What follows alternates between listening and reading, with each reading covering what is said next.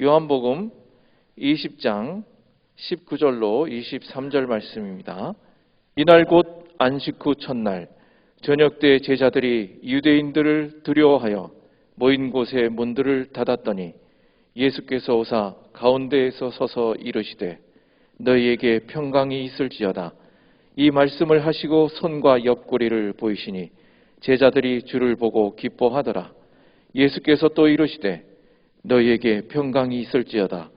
아버지께서 나를 보내신 것 같이 나도 너희를 보내노라.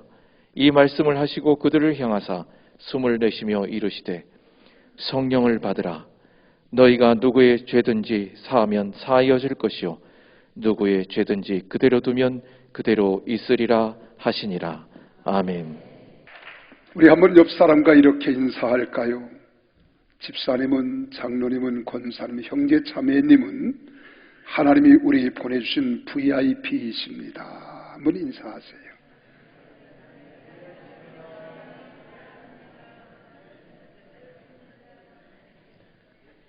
하나님께서 보내주신 귀빈인 것을 믿습니다. 왜? 우리 주님이 요한복음 6장 44절에서 그렇게 말씀하시거든요. 나를 보내신 아버지께서 이끌지 아니하시면 아무도 내게 올 수 없으니, 여러분들이 여기 오신 것은 하나님께서 만유의 주가 되신 우리 아버지께서 초청해 주시고 불러주시고 인도해 주셨기 때문에 여러분들은 주님께로부터 초대를 받은 VIP입니다. 아멘이십니까? 한 번 더 인사할까요? 이렇게 한번 인사합시다. 세상에서 가장 축복받은 우리잖아요. 우리 교회는 부흥해야 돼요. 성장해야 돼요. 그래서 이렇게 인사해요. 우리 평택 순복음교회는 집사님, 자매님, 권사님, 여러분 호칭을 불러가면서 우리 평택 순복음교회는 집사님을 통하여 부흥이 시작되었습니다. 이렇게 한번 하세요.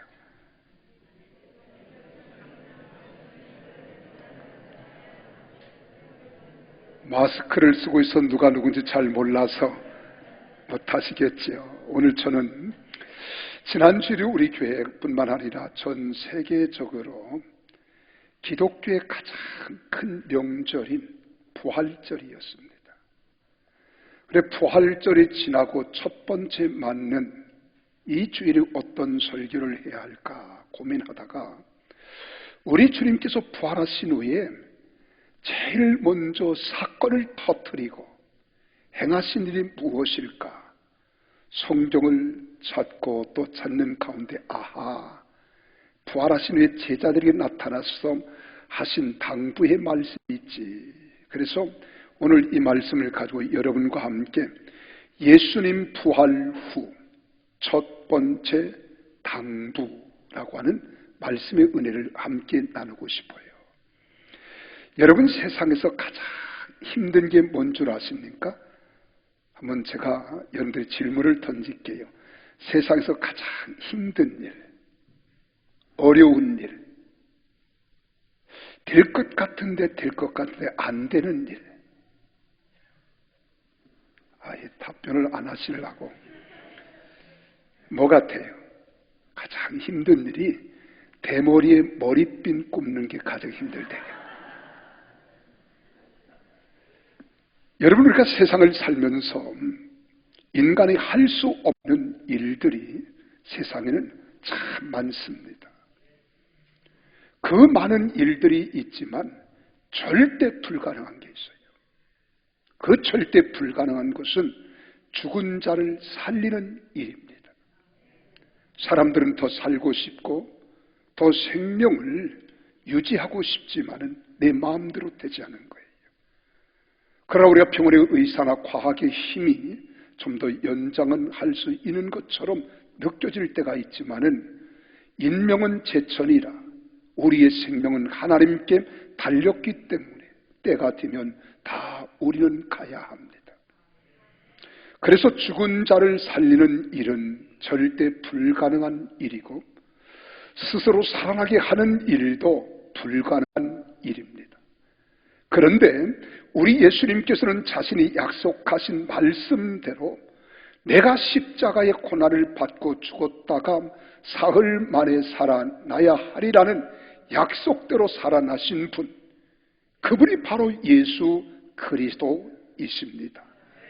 살아나신 예수님은 자신을 부인하고 도망간 제자들을 찾아가서 위로해 주시고 당부의 말씀도 하시고 사명도 주시고 또한 제자들을 붙잡아 일으켜 세워주셨습니다. 우리 주님이 이 땅에 오신 것은 우리에게 절망케 하려고 함이 아닙니다. 낙심하게 하려고 하는 것도 아니에요. 우리가 병들어 죽게 하는 것도 아니고 세상을 살면서 실패하게 하는 것도 하나님의 뜻이 아닙니다. 하나님은 여러분들이 잘 되기를 원하시고 건강하기를 원하시며 평안하기를 원하시고 하나님의 사랑 안에 거하기를 원하시는 분이 바로 우리 하나님이십니다. 오늘은 부활절이 지난 후 첫 번째 주일이기 때문에 부활하신 예수님께서 부활하신 후 첫 번째 하신 사건을 생각하면서 여러분과 함께 간단한 몇 가지 말씀이지만은 은혜를 함께 나누고자 합니다. 예수님이 부활하신 후에 얼마나 많은 말씀들을 하고 싶었겠어요. 그리고 권면하고 싶었겠어요. 우리 예수님께서 수많은 사람들을 만나면 다 주님께서 그들을 끌어안고 허그도 하고 그리고 사랑을 표현하기도 하고 용서한다고 하고 모든 사람을 다 모든 문제에서 해결하고 질병에서 치료하고 절망에서 소망을 주면서 하나님의 역사를 나타내기를 원하셨습니다. 그런데 오늘 본문 말씀에 보면 우리 예수님께서 딱 세 가지를 당부하세요. 그 첫째가 무엇입니까? 너에게 평강이 있을지어다. 19절, 21절, 26절에 보면은 19절과 21절에서는 같은 장소에서 같은 제자들에게 너에게 평강이 있을지어다 라고 말씀하신 거예요. 부활하신 예수님께서 극도의 불안에 떨고 있는 제자들에게 찾아가서 너희에게 평강이 있을지어다라고 반복해서 두 번씩이나 말씀하는 장면입니다. 이때에 예수님의 제자 가운데 의심 많은 제자가 하나 있었어요. 그 의심 많은 제자의 이름은 도마라고 합니다. 근데 도마가 그 자리에 없었어요. 그래 예수님께서 나타나신 이 모습을 제자들이 얼마나 기뻤겠어요.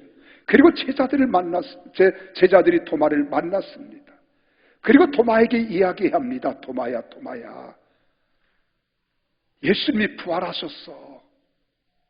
예수님이 살아나셨는데 우리에게 나타나서 우리에게 말씀하실 때 몇 가지 당부의 말씀을 하셨거든. 그랬더니 의심 많은 도마가 이렇게 대답합니다. 난 믿을 수 없어. 콩으로 메주를 쓴다 해도 나는 안 믿어. 밭으로 팥을 쓴다 해도 나는 안 믿어. 어떻게 죽은 자가 살아나? 근데 이러고 며칠이 지나 여드레가 지났어요. 여드레가 지난 후에 예수님이 제자들이 하시는 말씀을 다 듣고 계셨습니다. 다 알고 계셨어요. 그리고 도마가 제자들과 함께 이렇게 대화하는 그 자리에 우리 예수님이 딱 나타나신 거예요. 그리고 똑같은 말씀을 하십니다. 너희에게 평강이 있을지어다. 너희에게 평강이 있을지어다. 그리고 특별히 의심하는 도마에게 말씀하기를 내 손가락을 이리 내밀어 내 손을 보고 내 손을 내밀어 내 옆구리에 넣어보라. 그리하여 믿음이 없는 자가 되지 말고 믿는 자가 되라고 27절에서 말씀하시는 거예요. 여러분, 그 당시 예수님이 십자가에서 돌아가셨다가 살아나셨다고 하는 이 소식이 퍼지자 사람들이 많은 낭설들을 루머로 퍼뜨리기 시작한 거예요. 예수님이 살아나신 것이 아니라 예수님을 제자들이 훔쳐다가 어디에 두었는지 모르겠다. 그런데 예수님이 살아나셨다고 한다. 이런 루머를 퍼뜨리기도 하고 여러 가지 많은 일들이 있는데, 로마 병정들과 그리고 또한 유대교회의 지도자인 제사장, 바리새인들, 사두개인, 이런 사람들은 지금 예수님의 제자들까지 잡아 옥에 가두려고 지금 혈안이 되어 있을 때입니다. 그래서 제자들이 뭉쳐 있었지만은 그들은 불안에 떨고 있는 거예요. 염려하고 있는 거예요. 지금 극도의 불안과 두려움, 초조와 염려, 근심 가운데 있는 제자들에게 가장 필요한 것이 무엇이겠습니까? 평강이라는 사실을 예수님은 아신 거예요. 그래서 평강, 너희에게 평강이 있을지어다. 이 말을 다른 말로 하면 샬롬, 이 말을 샬롬. 샬롬. 우리 옆 사람 보고 샬롬 한번 해보세요. 이걸 잘못하면 살롬 그래, 살롬. 근데 살롬이 아니라 그러면 또 화가 난 사람은 죽일 놈 그럴 거예요. 근데 이 샬롬은 평강이라는 말이에요. 평안이라는 말이에요. 그리고 예수님께서 이 제자들이 나타난 샬롬, 지금 제자들이 가장 필요한 것이 무엇입니까? 평강이라는 사실을 아신 예수님께서는 이 평강을 2번, 3번 위로하시며 당부하신 거예요. 그것은 그만큼 제자들의 평강이 절실히 필요했다는 이야기입니다. 부활하신 예수님은 말씀으로 부탁하셨습니다. 19절에도 너희에게 평강이 있을지어다. 21절에서도 너희에게 평강이 있을지어다. 26절에서도 너희에게 평강이 있을지어다. 이 말을 다른 말로 하면 너희 마음의 평안과 육체의 건강이 있을지어다 라고 하는 위로와 축복의 의미가 담겨있는 생명의 말씀이십니다.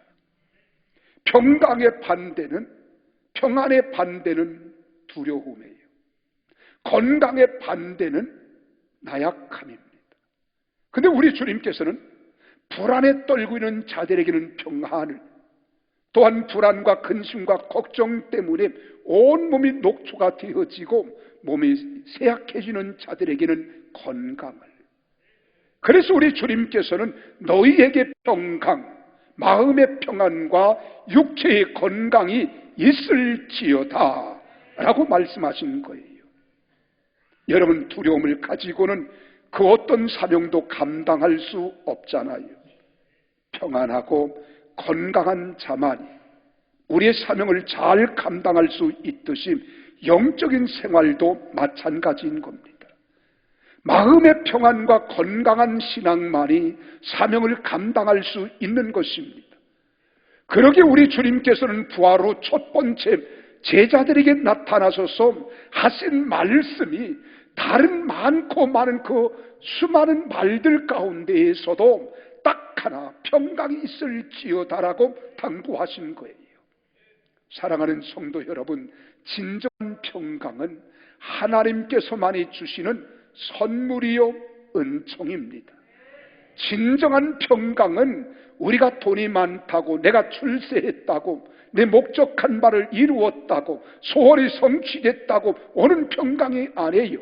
이 평강은 하나님께로부터 주시는 영원한 평강인 줄 믿으시기를 바랍니다. 바로 이 말씀은 우리 주님이 그렇게 말씀하는 거예요. 데살로니가 후서 3장 16절에 평강의 주께서 7일 때마다 일마다 너에게 평강 주시고 주께서 너희 모든 사람과 함께 하시기를 원하노라. 요한복음 14장 27절에서도 나의 평안을 너에게 주노라. 나의 평안을 너에게 미치노니 곧 나의 평안을 너에게 주노라. 내가 너에게 주는 것은 세상이 주는 것 같지 아니하니라. 너희는 마음에 근심도 하지 말고 두려워하지도 말라고 하신 거예요. 여러분, 이 평강은 예수님이 누리시는 그 수준의 평안을 이야기하는 겁니다. 예수님은 이 평안을 누리면서 살아가는 자들은 세상에서 그 어떤 환난을 당할지라도 두려워하지 않습니다. 겁내지 않습니다. 담대하게 세상을 이길 수 있다는 거예요.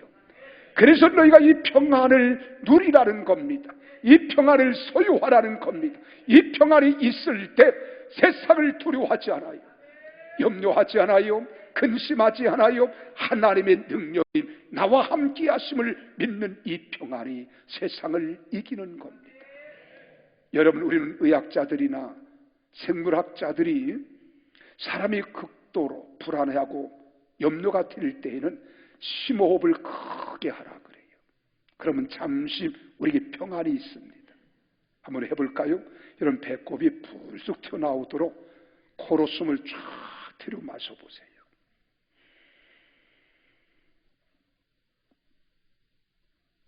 그리고 멈추세요. 숨이 머물 것 같을 때까지. 그리고 서서히 내뿜어 보세요. 마음이 어떻게요? 평안해지죠? 이건 순간입니다. 잠시예요. 그러나 하나님이 주는 평안은 영원한 거예요. 이 주는 평안이 우리에게 있을 때 세상을 이길 수 있는 거예요. 요한복음 16장 33절에서 우리 주님이 그렇게 말합니다. 이것을 너희에게 이른 것은 너희로 내 안에서 평안을 누리게 하려 함이라. 세상에서는 너희가 환난을 당하나 담대하라. 내가 세상을 이기었느니라고 하셨습니다. 여러분, 어느 시대에든지 사람들이 평안하면 마음의 질병이 사라지는 거예요. 마음의 근심과 걱정과 염려와 초조와 두려움이 찾아오면 신경성으로 인하여 육체가 병드는 겁니다. 근데 나는 우리 사랑하는 성도들에게 부탁하고 축복하고 싶습니다. 예수님께서 제자들에게 간절히 당부하신 것처럼 나도 여러분들이 일생을 살아가면서 여러분들에게 평강이 있을지어다, 평강이 있을지어다, 이 은혜가 넘쳐나기를 바랍니다. 여러분, 구약시대에서도 평강은 어떤 마음의 고통도 다 극복할 수 있는 처방약으로 하나님께서 그의 백성들에게 주시는 선물이었습니다. 이사야서 57장 19절에 보면은 이사야 선자는 그렇게 말합니다. 입술의 열매를 창조하는 자 여호와가 말하노라. 먼 데 있는 자에게든지 가까운 데 있는 자에게든지 평강이 있을지어다, 평강이 있을지어다. 내가 그를 고치리라 하셨느니라. 할렐루야. 그러므로 사랑하는 성도 여러분, 마음의 평강이 없다면 예수 그리스도의 이름으로 마음의 불안과 근심을 물리치십시오. 여러분, 마음에 긴장이 되어지고 두려움이 찾아왔으면 여러분, 이 긴장과 두려움은 나에게 아무런 유익이 되지 않습니다. 이 시간 떨쳐버리십시오. 물리치십시오. 한번 따라하세요. 나의 마음을 불안하게 하고 두렵게 하며 근심케 하는 어둠의 세력은 내가 나서는 예수의 이름으로 선포한다. 나에게서 떠나갈지어다. 나에게서 떠나갈지어다. 그리고 선포하십시오. 그리고 믿으십시오. 그럼 세상에 줄 수 없는 평안이 우리에게 찾아오는 것입니다. 지금 부활의 평강에 우리 주님을 초청하셨잖아요. 내 마음에 모시고 있잖아요. 그리고 모시고 살아가시는 성도들에게는 이런 평안과 기쁨과 은혜가 넘쳐나기를 소망합니다. 그래서 예수님이 제자들에게 말씀하는 거예요. 내가 너에게 말한다는 거예요. 너에게 당부한다는 거예요. 너에게 권면한다는 거예요. 평강이 있을지어다. 항상 이 평안함, 이 건강함이 우리 삶의 현장에 넘쳐나기를 바랍니다. 두 번째로 당부하신 말씀은 아버지께서 나를 보내신 것과 같이 나도 너희를 보낸다고 했습니다. 우리 같이 한번 읽어볼까요? 예수께서 또 이르시되 너에게 평강이 있을지어다. 아버지께서 나를 보내신 것 같이 나도 너희를 보내노라. 이 말씀은요, 선교의 출발이 하나님 아버지이심을 나타내 보여주는 겁니다.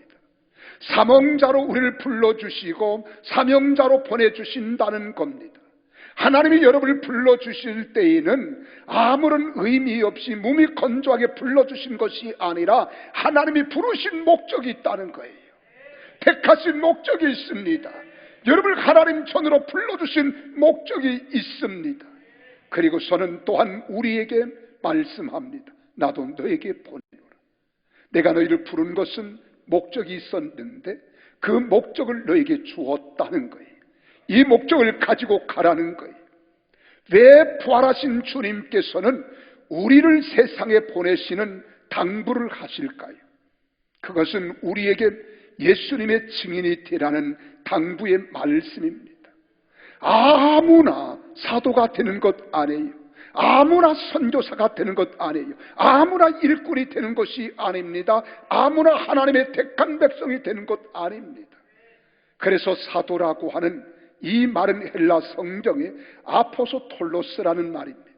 이 아포스톨로스라고 하는 말은 보냄을 받은 자, 또한 전권대사, 사자 이런 말입니다. 그래서 여러분들이 하나님께로부터 부르심을 받았고 보내심을 받은 자, 사명자, 직분자, 선교사, 사도라는 말이에요. 우리 예수님께서는 하나님 나라에서 하나님 아버지께서 이 땅에 보내심을 받을 때 이 땅에 사도로 보내주셨다는 거예요. 전권 대사로 보내주셨다는 거예요. 예수 그리스도로 이 땅에 보내주신 걸 믿으시기를 주 이름으로 축복합니다. 그래서 우리도 주님께로부터 보내심을 받는다는 거예요. 여러분, 우리 주님께로부터 보내심을 받아야 우리가 사도가 되고 선교사가 되고 일꾼이 되고 사명자가 되는 겁니다. 예수님도 아버지께로부터 보내심을 받았다는 의미에서 하나님 나라의 사도요, 선교사요, 하나님의 뜻을 이루어 드리는 하나님의 거룩한 뜻을 받들어 오신 분이심을 믿으시기를 바랍니다. 그리고 아버지 뜻을 이루어 드리는 것이 십자가의 죽음입니다. 십자가 위에서 뭐라고 말씀하십니까? 다 이루었다는 거예요. 그 십자가를 지시기 전에는 이 십자가가 얼마나 고통스러운가를 잘 아셨던 우리 주님이셨기 때문에 이 잔을 내게서 옮길 수만 있으면 옮겨 주옵소서. 그러나 나의 원대로 마옵시고 아버지 뜻대로 되기를 원합니다. 이렇게 주님은 아버지 하나님께 기도한 겁니다. 그리고 십자가 위에서 다 이루었도다라고 말씀하신 것입니다. 그렇습니다. 우리도 주님의 부르심을 받아 파송된 평택순복음교회 선교사들입니다. 부활의 주님께서는 우리를 하나님의 크신 뜻과 계획 가운데 직장으로 파송을 하신 거예요. 여러분 일터로 파송하신 거예요. 세상으로 파송하신 거예요. 여러분 가정으로 파송하였습니다. 파송된 곳에서 무엇인가를 이루어내야 하는 것만 같아서 어렵게 느껴지지만은 사실은 어려운 것 하나도 없어요. 하나님이 여러분들에게 가정으로 보내실 때에 일터로 보내시고 여러분 직장에 보내시고 세상으로 보내실 때에는 하나님께서 다 두려워하지 말라, 염려하지 마라, 내가 너와 함께 한다, 내가 너를 도와주리라, 너는 굳세게 하라, 너는 강하게 하라는 거예요. 그래서 어려운 일이 하나도 없습니다. 사실은 쉬운 거예요. 어떻게 하면 됩니까? 열심히 살면 되는 겁니다. 내가 부여받은 사명, 하나님이 내게 허락하신 것, 이 일을 위해서 내 가정에서 여러분 직장에서 일터에서 열심히 살면 되는 겁니다.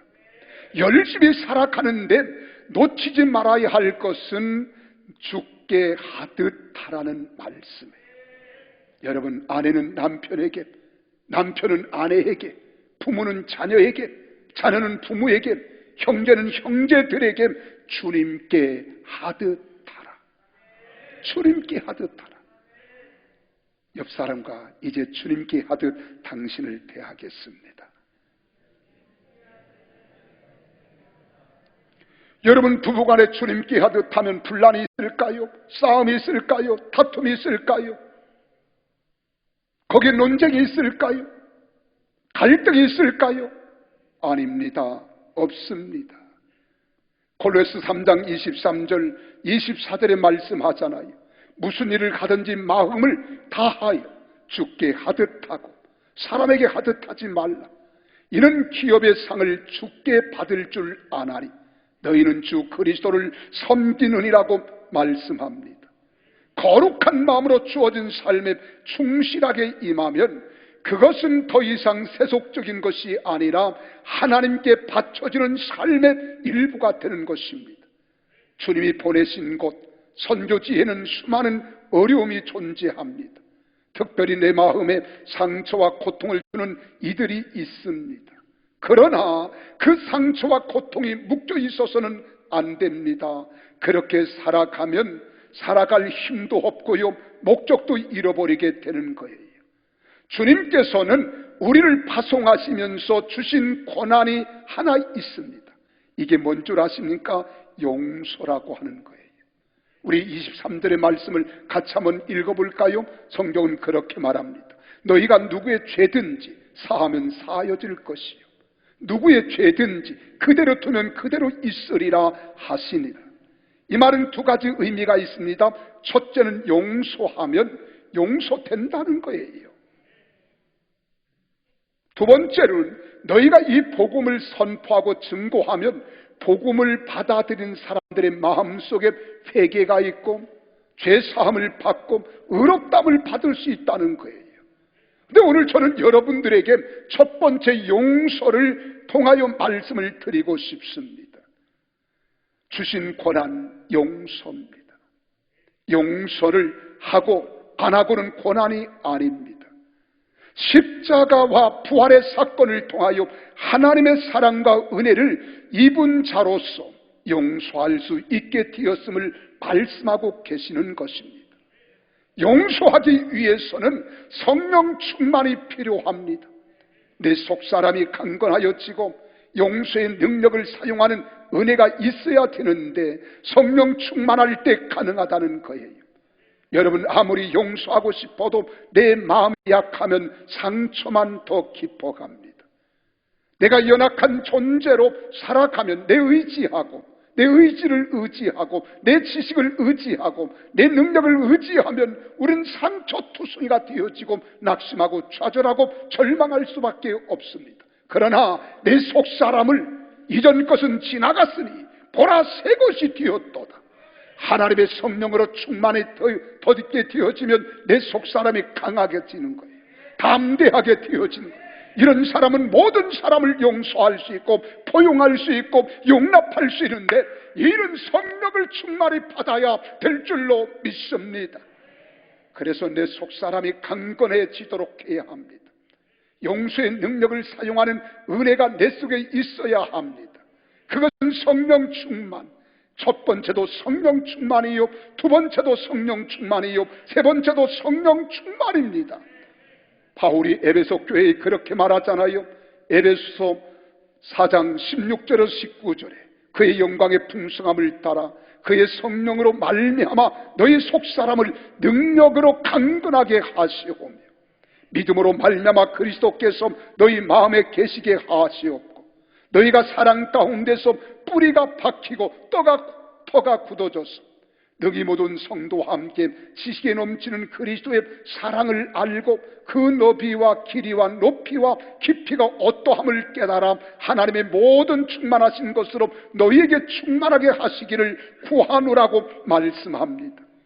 또한 용서해서 더 나아가 내가 속한 공동체, 파송된 선교지의 화평을 위해서 힘쓸 수 있어야 합니다.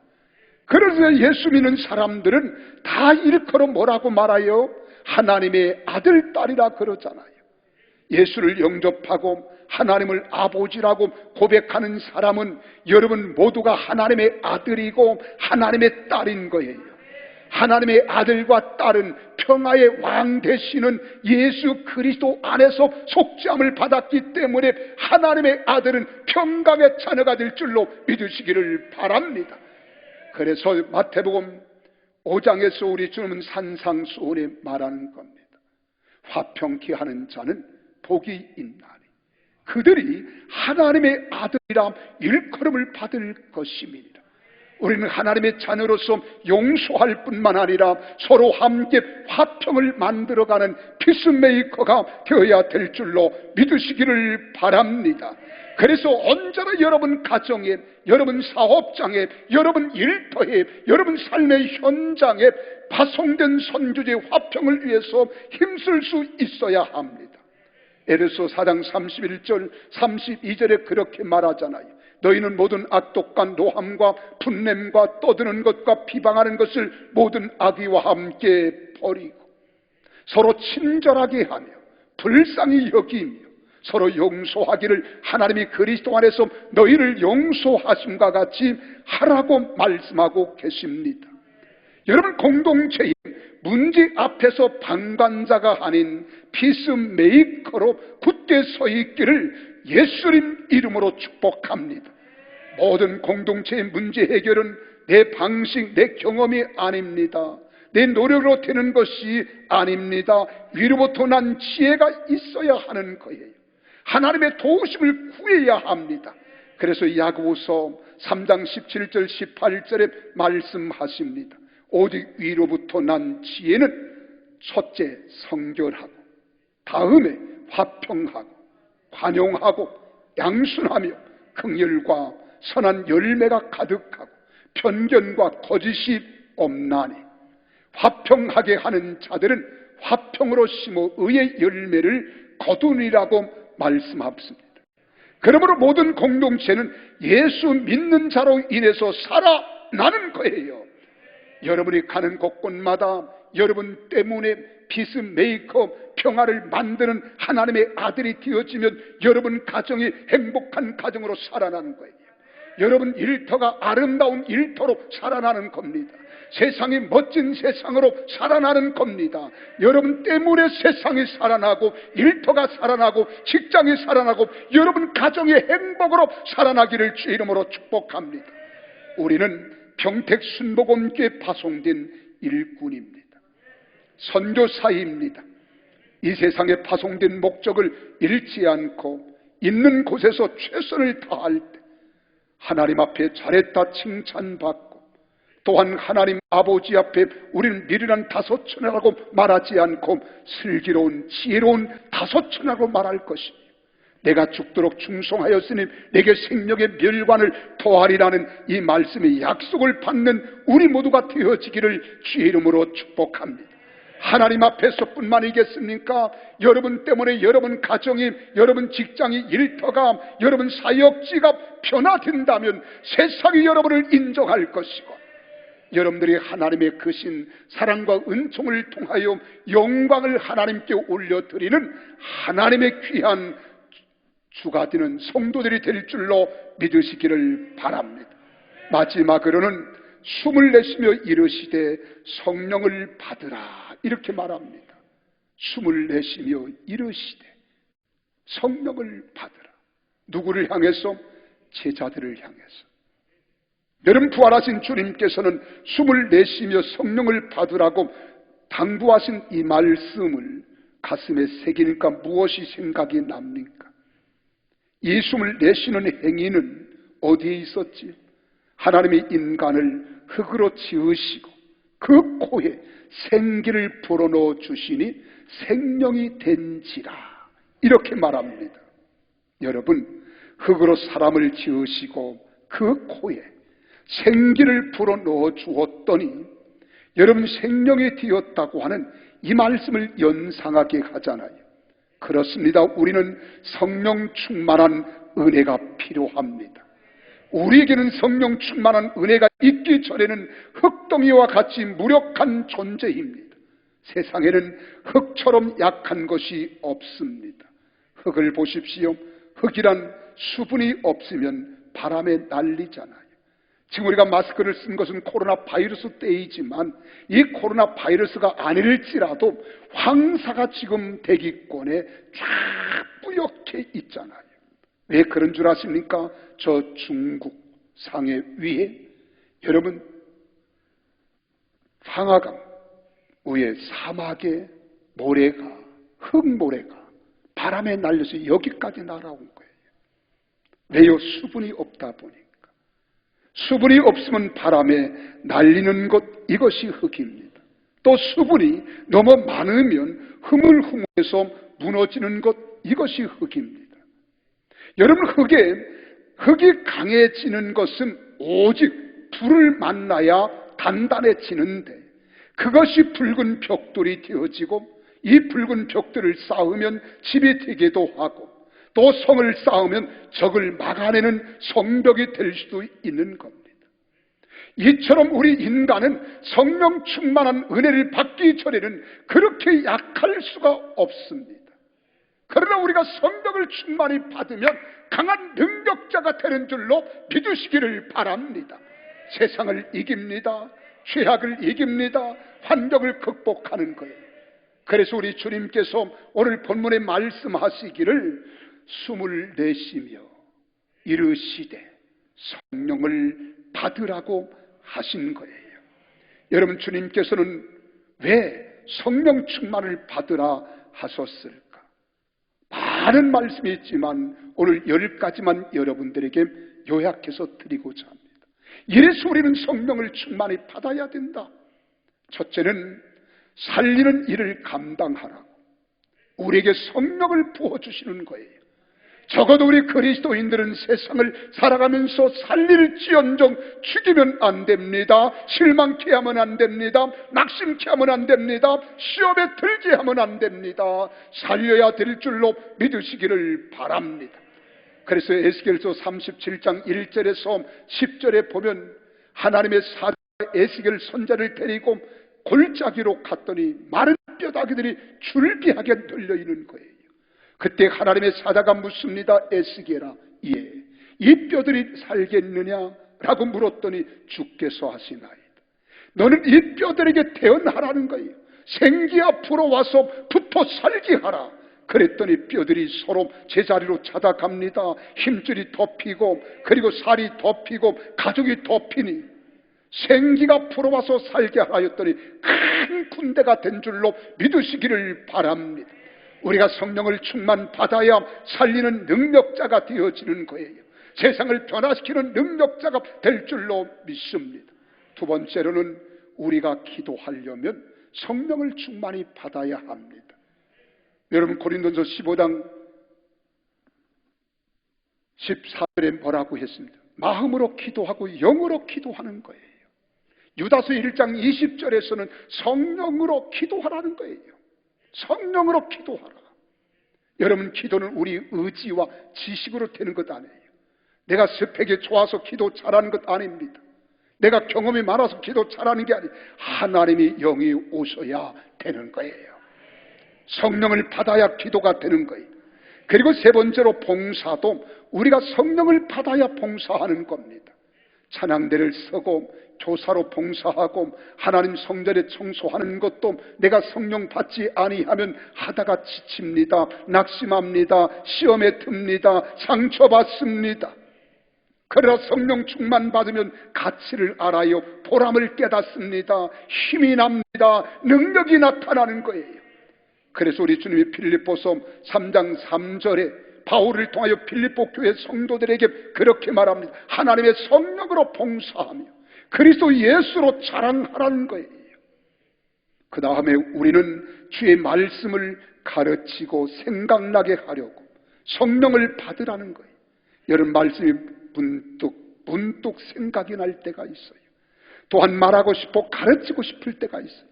내가 지식을 겸비했다고 물론 방법은 될 수 있어도 그 가르치는 말씀의 능력은 없습니다. 성령이 오셔야 우리가 가르칠 수 있는 거예요. 생각나게 하실 수 있는 거예요. 요한복음 14장 26절에 말합니다. 그가 너에게 모든 것을 가르치시고 내가 너에게 말한 모든 것을 생각나게 하시리라. 그러므로 성령이 없이는 아무것도 할 수 없는 것이 우리 그리스도인입니다. 다섯 번째로는 말씀을 들을 수 있도록 성령님이 도와주셔야 됩니다. 우리가 귀가 열렸다고 다 듣는 것 아니에요. 마귀가 빼앗아 갑니다. 여러분, 밭에 씨앗을 뿌리면 새들이 와서 쪼아 먹듯이 우리 귀에 들려지지만 마음에 안착되기 전에 사단이 빼앗아 가는 거예요. 나는 여러분 말씀을 들을 때마다 귀가 열려지고 마음의 신비에 새겨져서 이 말씀이 깨달아지고 들려지기를 바랍니다. 그런 성도들이 되시기를 바랍니다. 그래서 계시록 2장과 3장에 보면 소아시아 7교회에게 공통적으로 하시는 말씀이 귀 있는 자는 성령이 교회들에게 하시는 말씀을 들을지어다 라고 말씀하시고 11절에도 17절에도 29절 3장 6절 13절 22절에도 동일하게 그렇게 되어 있다는 거예요. 하나님 말씀이 들려질 때 깨달아지기를 원하십니까? 내 마음에 깨달음이 오기를 원하십니까? 성령 충만 받으십시오. 성령의 사람이 되십시오. 6번째는 고린도전서 2장 10절에 보니까 하나님의 깊은 뜻을 통달하기 위해서 우리는 성령을 받아야 합니다.